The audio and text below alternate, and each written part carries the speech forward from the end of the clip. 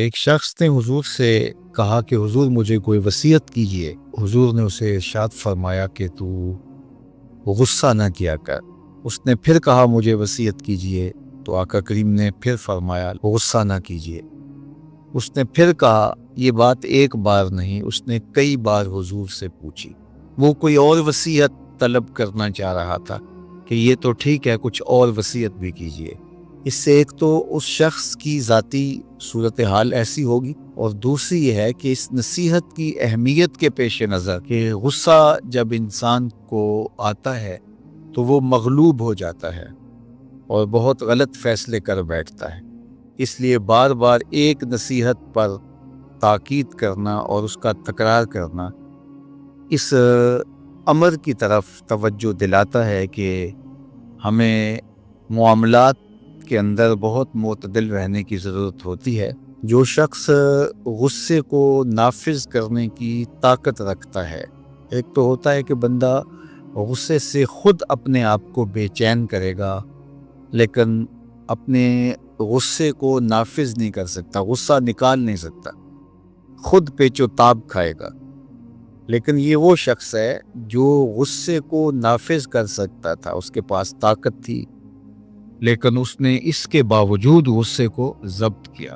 حضور علیہ السلام نے ارشاد فرمایا، قیامت کے دن اللہ تعالیٰ لوگوں کے سامنے اسے بلائے گا، تو اللہ تعالیٰ اسے اختیار دے گا کہ جنت کی حوروں میں سے جس کے ساتھ تم نکاح کرنا چاہتے ہو، جس کے ساتھ تم رہنا چاہتے ہو، تمہیں اس کا اختیار دیا گیا ہے، اس لیے کہ تم نے اپنے غصے کو ضبط کیا، اس کو نافذ کرنے کی طاقت کے باوجود۔ اور ایک روایت حضرت سلیمان بن سرد رضی اللہ تعالی عنہ سے مروی ہے، کہتے ہیں کنت جالسا مع النبی صلی اللہ علیہ وآلہ وسلم، میں حضور علیہ السلام کی مجلس میں بیٹھا ہوا تھا۔ دو لوگ تھے، وہ آپس میں الجھ رہے تھے۔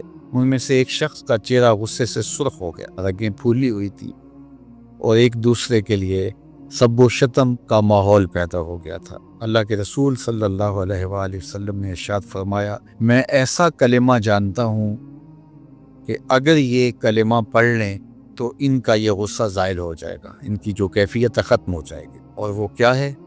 اعوذ باللہ من الشیطان الرجیم۔ یہ پڑھ لیں تو جو ان کے اندر ہے وہ چلا جائے گا۔ تو لوگوں نے اس شخص کو کہا جس کی رگیں پھولی ہوئی تھی اور غصے سے اس کا چہرہ سرخ ہوا جا رہا تھا کہ تعوذ پڑھو، اعوذ باللہ من الشیطان الرجیم پڑھو۔ اور یہ اللہ تعالیٰ نے قرآن مجید میں ارشاد فرمایا ہے کہ جب غصے سے انسان بے قابو ہو جائے تو اس کو چاہیے کہ وہ اپنے غصے سے باہر نکلنے کے لیے تعوذ پڑھے۔ ایک روایت میں ہے اللہ کے محبوب نے ارشاد فرمایا، ان میں سے اگر کوئی شخص غصے میں آئے تو وہ خاموش ہو جائے، تو خاموشی سے غصے کا لیول نیچے آنا شروع ہو جائے گا۔ اور ایک روایت میں ارشاد فرمایا، جب تم میں سے کوئی شخص غصے میں ہو تو وہ کھڑا ہوا ہو تو وہ بیٹھ جائے، اور اگر اس کا غصہ اس سے زائل ہو گیا تو ٹھیک، ورنہ لیٹ جائے۔ یعنی اگر وہ کھڑا ہو تو بیٹھ جائے، اور اگر بیٹھنے کے باوجود بھی غصہ ختم نہیں ہونے پا رہا تو لیٹ جائے، خاموش ہو جائے، تعوذ پڑھے اور بیٹھ جائے یا پھر لیٹ جائے۔ تو یہ چار صورتیں غصے کو کم کر دیتی ہیں۔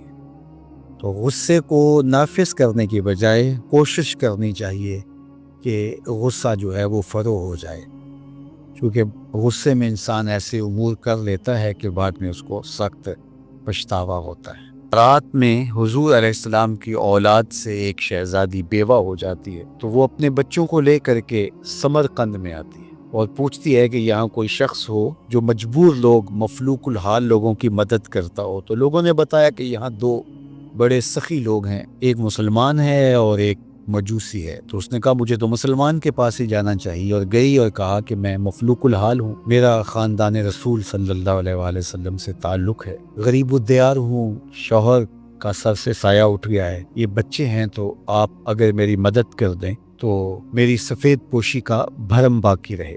تو اس نے کہا کہ بہت سارے لوگ آتے ہیں اور اس طرح کی باتیں کرتے ہیں، تم بتا سکتی ہو کہ تمہارے پاس کیا ثبوت ہے خاندان رسول سے ہونے کا؟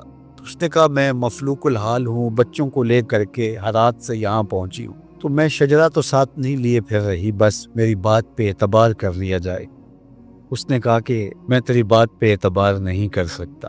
خیر وہ وہاں سے اٹھی اور اس مجوسی کے پاس چلی گئی اور اس کو جا کے بتایا کہ مفلوق الحال ہوں، یہ میرے چھوٹے یتیم بچے ہیں، میں رسول کریم صلی اللہ علیہ وآلہ وسلم کی اولاد سے ہوں، تو آپ اگر میری مدد کر دیں۔ تو اس نے انتظام کر دیا ایک چھوٹے سے گھر کا، اور جو ضروریات کی چیزیں تھیں وہ باہم پہنچا دی۔ یہ بھی سو گیا اور وہ مسلمان تاجر بھی سو گیا۔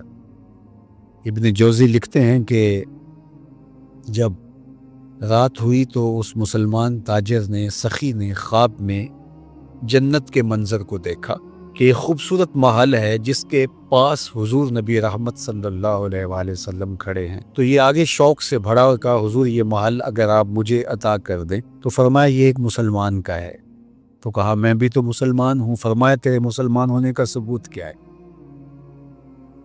آنکھیں کھل گئیں، ماضی کا سارا قصہ ذہن میں تازہ ہو گیا، اور وہ جو لفظ کہے تھے کہ تیرے سیدہ ہونے کا ثبوت کیا ہے، وہ لفظ احساس پہ ہتھوڑے برسانے لگے اور نکال دیا گیا دربار رسالت سے۔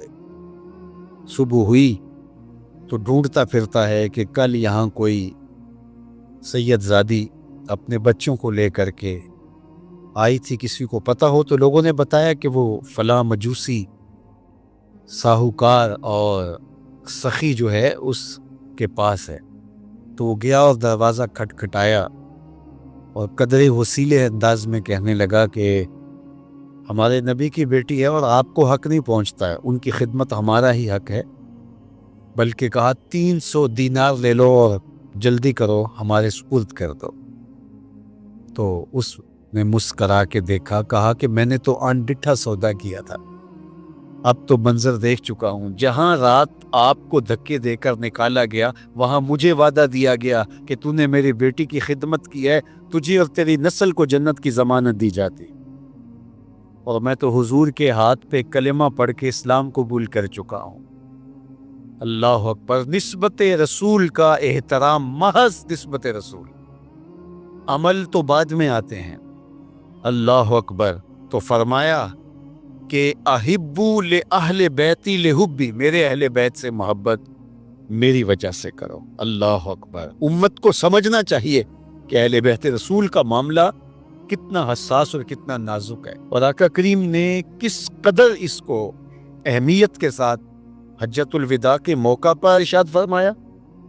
اور دوسرا، حضور علیہ السلام نے مقام خم پر باقاعدہ خطاب کرتے ہوئے ارشاد فرمایا، یہ مکہ اور مدینہ کے درمیان ایک جگہ ہے، الا ایھا الناس، اے لوگو، انما انا بشر یوشک ان یاتی رسول ربی فاجیب، فرمایا کہ میں بشر ہوں، موت کا فرشتہ پیغام لے کر میرے پاس بھی آئے گا اور میں رب کے بلاوے پر حاضر ہو جاؤں گا۔ وانا تارک فیکم ثقلین، لیکن تمہیں تنہا اور لاوارث نہیں چھوڑ کے جا رہا، تمہارے اندر دو بھاری چیزیں چھوڑ کے جا رہا ہوں، جس کو میرے حضور بھی بھاری کہیں وہ کتنی بھاری ہوگی۔ اولہما کتاب اللہ، ان میں سے پہلی چیز کتاب اللہ، اللہ کی کتاب، فیہ الہدی والنور فخذوا بکتاب اللہ واستمسکوا بہ، اس میں ہدایت ہے، اس میں روشنی ہے، بس اللہ کی کتاب کو مضبوطی سے پکڑ لو اور اس کے ساتھ تمسک اختیار کر لو، جڑ جاؤ اس کے ساتھ، لپٹ جاؤ، چمٹ جاؤ اس کتاب کے ساتھ، اپنا ربط کبھی بھی قرآن سے ٹوٹنے نہ دینا، قرآن کے ساتھ اپنے تعلق باطن کو کبھی کمزور نہ ہونے دینا، اس کی تلاوت دن کے اجالوں میں، رات کی تنہائیوں میں تمہارا معمول حیات رہے۔ فحث علی کتاب اللہ، حضور نے ابھارا لوگوں کو کتاب اللہ کے ساتھ جڑنے کے لیے، وَرَغَّبَ فِيهِ، اور ترغیب دی کہ اس کتاب سے وابستہ رہو، اس کتاب سے جڑو، اس کتاب کو کبھی نہ چھوڑنا۔ ثم قال، پھر ارشاد فرمایا، وَأَهْلُ بَيْتِي، اور میرے اہل بیت، اذکرکم اللہ فی اہل بیتی، اذکرکم اللہ فی اہل بیتی، اذکرکم اللہ فی اہل بیتی، 3 مرتبہ فرمایا، میں تمہیں اپنے اہل بیت کے بارے میں اللہ سے ڈراتا ہوں، تذکیر کرتا ہوں، نصیحت کرتا ہوں کہ میرے اہل بیت کے معاملے میں کوتاہی نہ کرنا۔ ایک بار نہیں کہا، دو بار نہیں کہا، 3 بار فرمایا۔ نگاہ نبوت کچھ دیکھ رہی تھی کہ لوگ کربلا کے اندر شہزادگان رسول کو شہید کرنے کے در پے ہوں گے اور اہل بیت نبوت کی عظمتیں لوگوں کو ہضم نہیں ہو پائیں گی۔ تو حضور نے ایک بار نہیں، 2 بار نہیں، 3 بار فرمایا کہ میرے اہل بیت کے معاملے کے اندر ان کی حساسیت اتنی ہے کہ کوتاہی کا ارتکاب نہ کرنا۔ اہل بیت نبوت کا معاملہ بہت حساس ہے، بہت ہی حساس ہے۔ یزید پلیت نے اہل بیت کے ساتھ ٹکر لے کے اپنی عاقبت بھی برباد کر لی اور اپنی دنیا بھی برباد کر دی اور اپنی نسلوں کو بھی بدبودار بنا لیا اس نے۔ یزید کا نام بدی کا استعارہ بن گیا، دشنام سے بھی بدتر، گالی سے بھی بدتر یزید کا نام۔ حضرت امام حسین رضی اللہ تعالیٰ عنہ حق کا استعارہ بن کے ابھرے اور قیامت تک ان کا نام زندہ، روشن، سرخرو، کامیاب اور بامراد رہے گا۔ رہتی دنیا تک حسین کے نام کا جھنڈا اونچا ہی رہے گا۔ اہل بیت کے لیے دلوں میں محبت جو موجزن نہیں رکھتا سینے میں، اس کے سینے میں پتھر رکھا ہوا ہے، اس کے سینے میں کسی مومن کا دل نہیں رکھا ہوا۔ یہ پیار تو ہر وقت سلگتا ہے، لیکن جو ہی محرم کے ایام آتے ہیں تو پھر خوشبوئیں پھیلنا شروع ہو جاتی ہیں اور ان کے لیے دل میں جو جذبات پیدا ہوتے ہیں، اللہ اکبر، ہماری 1000 جانیں تصدق ان کے قدموں سے لپٹی ہوئی خاک پر۔ دین کے جھنڈے کو جس طرح انہوں نے اونچا رکھا، سرخرو اور سر بلند کیا، قیامت تک یہ امت خراج پیش کرتی رہے گی اور محبتوں کے نذرانے ان کی چوکھٹ پر پیش کرتی رہے گی۔ یہ ایک کافر تھا، وہ کہتے ہیں بڑا زور آور تھا، تو وہ یہ گائے کی کھال بچھا کر کے اس کے اوپر کھڑا ہو جاتا اور لوگوں کہتا کہ اس کو اگر ہمت ہے تو میرے نیچے سے کھینچ کے دکھاؤ، میں نے دبا دیا اس کو۔ وہ ہمارے یہاں ہوتا نا، یہ میرا بازو پکڑو اور چھڑا کے دکھاؤ، یا میں بازو پکڑتا ہوں تو چھڑا کے دکھاؤ۔ تو اس زمانے میں وہ کھال بچھاتا اور اس کے اوپر کھڑا ہو جاتا اور کہتا کہ کھینچو، اور 10 آدمی اس کھال کو کھینچتے، لیکن وہ کھال کھینچی نہ جاتی۔ ان لوگوں کے زور سے کھال ٹوٹتی رہتی، حتیٰ کہ جو اس کے پاؤں تلے دبی ہوئی جگہ تھی وہ رہ جاتی، باقی لوگ توڑ دیتے۔ اتنا زور آور تھا۔ تو یہ اس کی کہانی ہے، لیکن یہ بتائی گئی ہے سب لوگوں کی جس کو اقتدار ملے، زور ملے، زر ملے اور کوئی منصب مل جائے تو پھر کہتا ہے بس ہم چوما دیگرے نیست، ہمارے جیسا کوئی زمانے میں ہے ہی نہیں۔ اس نے کہا زمانے میں بندے 2 ہی ہیں، ایک تو اور ایک میں۔ اس نے کہا اگر صحیح چھان نہ لگائیں تو میں ہی میں ہوں، تو بھی نہیں ہے۔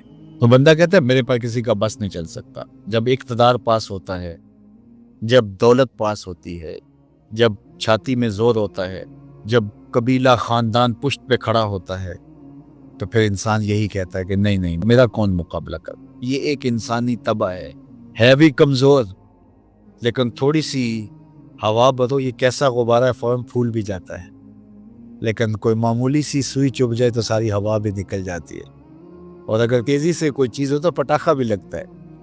تو یہ غبارہ پھول جاتا ہے تھوڑی سی ہوا سے، تکبر کی ہوا سے، دولت کی ہوا سے، اقتدار کے نشے میں یہ پھول کے کتنا بڑا ہو جاتا ہے۔ اَيَحْسَبُ أَن لَّن يَقْدِرَ عَلَيْهِ أَحَدٌ، کہتا ہے میں اتنا بڑا ہو گیا ہوں، میرے اندر اتنی ہوا ہے، میرے اوپر کسی کا بس کیسے چل سکتا ہے۔ یقول، وہ کہتا ہے اہلکت مالا لبدا، میں نے ڈھیروں مال فنا کر دیا۔ جب وہ مال نمائش میں خرچ کرتا ہے تو پھر اس کی تصویریں بھی جاری کرتا ہے، پھر لوگوں کو بتاتا بھی ہے دیکھو میں نے یہ گھر کا گیٹ لگایا تو کس کے کتنے پیسے لگ گئے، شادی پہ میں نے اتنے کی آتش بازی کر دی۔ پہلے تو کہتا میرا کوئی بگاڑ نہیں سکتا، میں طاقتور ہوں، میں بڑے بڑے ڈاکٹروں سے علاج کروا سکتا ہوں، کوئی مجھے تکلیف نہیں پہنچا سکتا، میرے اثر و رسوخ بہت سارے، کچہریاں میں خرید لیتا ہوں، تھانے میں خرید دیتا ہوں، کیسے ہو سکتا ہے، میں طاقتور ہوں، میرا اثر و رسوخ بہت ہے۔ پھر کہتا ہے میں نے فلاں معاملے میں اتنا مال لگا دیا، اتنا مال فلاں لگا دیا۔ وہ اپنے مال کے فضول خرچ پر لوگوں سے داد لے رہا ہوتا ہے۔ اللہ اکبر۔ ایحسب ان لم یرہ احد، یہ اس کی ساری بات بیان کرنے کے بعد اب یہ دیکھیں، ایحسب، وہ گمان کرتا ہے، وہ بھول گیا ہے، فراموش کر گیا اس بات کو، ان لم یرہ احد، کیا اس کو کسی نے نہیں دیکھا؟ یہ اللے تللے فضول خرچیاں، یہ مال کو یوں اڑانا اور نمائش کرنا، میں نے دیکھا ہے یہ مذہب والے لوگوں میں بھی ہے کہ آپ جامعہ کے لیے فنڈ مانگیں تو آپ کو نہیں دیں گے، اور ایک بے عمل ناتخواں ہوگا تو اس کے اوپر ایسے پیسے پھینک رہے ہوں گے، کیونکہ یہاں تو چپکے سے آپ نے داخل ہو کے پیسے دیے، رسید لی اور چلے گئے، لیکن وہاں تو ویڈیو بھی بن رہی ہے. تو وہاں پھر انسان ایسے اڑاتا ہے خوش دلی کے ساتھ. وہ خوش دلی روحانی تسکین کی نہیں ہوتی, وہ نفس کی تسکین ہوتی. حظ روح نہیں ہوتا, حظ نفس ہوتا ہے. اگر اسلام کی روح اور قرآن کا مطالعہ ہماری زندگی میں آ جائے اور قرآن جو بتاتا ہے وہ ہم سمجھ جائیں تو زندگی نور نلا نور ہو جائے. ہم پھر اللہ کی مخلوق کے لیے نرم دل ہو جائیں. کل اب جس طرح باپ بیٹوں کے لیے ہوتا ہے, اس طرح حضور علیہ السلام کی امت کے لیے ہماری شفقت ہونی چاہیے. فرمایا یہ ایک دیوار کی طرح ہے. اسلام کی تعریف کیا کی گئی ہے؟ مسلمان وہ ہے کہ جو رات کو 100 نفل پڑھتا ہے. مسلمان وہ ہے جو دن کو اتنے پارے ختم کرتا ہے. نہیں, المسلم من سلم المسلمون من لسانہ و یدہ. مسلمان وہ ہے جس کے ہاتھ اور جس کی زبان سے دوسرا مسلمان محفوظ ہو. تو کیا ہمارے ہاتھ سے, ہماری زبان سے دوسرے مسلمان محفوظ ہیں؟ آج ہم دوسروں پر کیچڑ اچھالنا اپنی ذمہ داری سمجھتے ہیں. آج کا سوشل میڈیا بھرا ہوا ہے دوسروں کے عیوب کو اچھال. حضرت